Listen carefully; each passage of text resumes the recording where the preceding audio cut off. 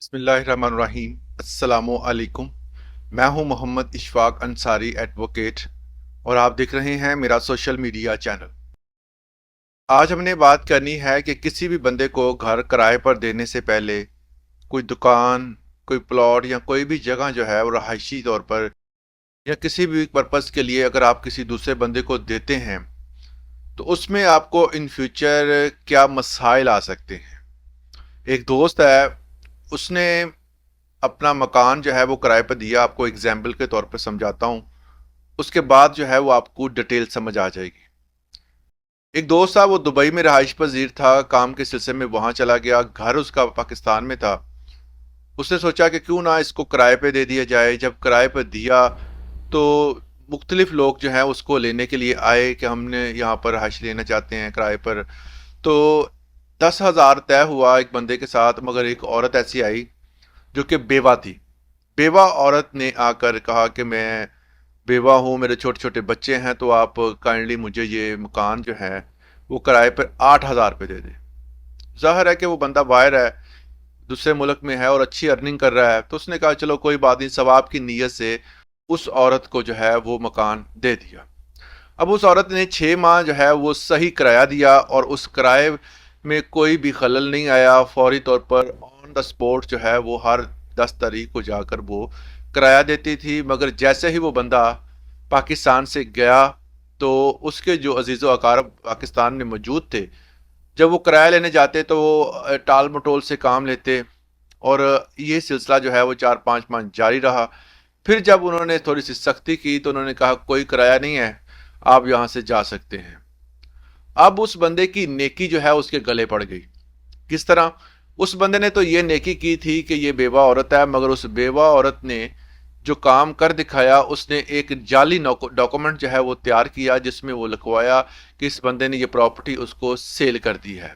वो अदालत में पेश किया और उस पर स्टे ले लिया और स्टे लेकर जो है वो उस प्रॉपर्टी को सीज करवा दिया।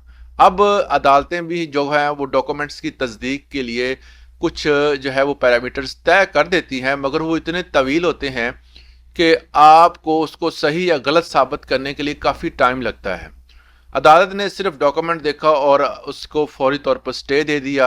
अब वो वहाँ पर रहाइश पजीर है, वहाँ से ना वो उनको निकाल सकता है, ना उनको जो डॉक्यूमेंट है उसको जो है वो कैंसिलेशन के लिए जा सकता है। और उसने अपना केस दायर अदालत में किया और वो केस चलेगा 6 माह जहाँ साल, तो अरसा जितना भी है वो लग सकता है उसके डॉक्यूमेंट्स को जो है वो ये साबित करने के लिए कि वो जाली है, दूसरे नंबर पर उसको घर से निकालने के लिए। अब यहाँ पर गलती क्या हुई? गलती सबसे पहले ये हुई कि उस बंदे ने उस औरत पर तरस खा लिया।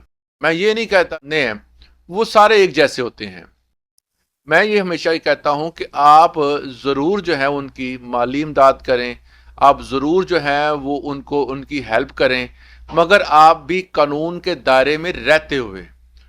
अब यहाँ पर उन्होंने उसको मकान तो दे दिया, मगर मकान की अगर वो जो रेंट कंट्रोलर के पास जाकर उस बंदे या उस बंदी के साथ जो है वो एग्रीमेंट कर लेता और उसको रजिस्टर्ड करवा लेता तो ये नौबत ना आती।